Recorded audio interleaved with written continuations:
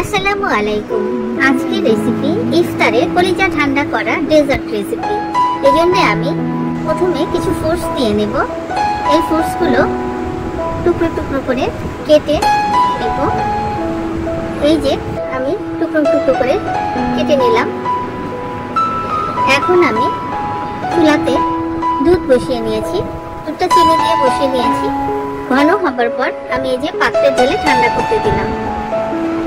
এখন আমি চিরা পানিতে ভিজিয়ে নেব এবং 10 মিনিট রেখে দেব।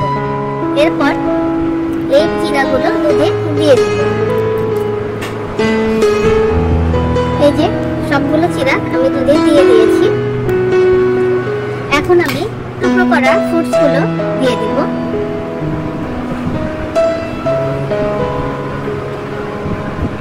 এই যে আস্তে আস্তে দিয়ে দিচ্ছি,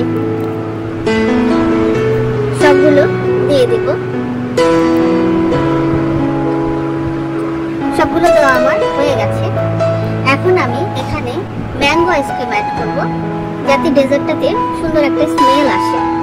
এই যে সবগুলো ম্যাঙ্গো আইসক্রিম আমি দিয়ে ভালো করে মিশিয়ে নেব।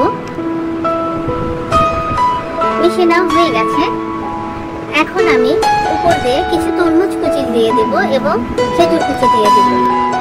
এরপর আমি এটা ডিপ ফ্রিজে রেখে দেব। 1 ঘন্টা পর বের করব এবং পরিবেশন করব।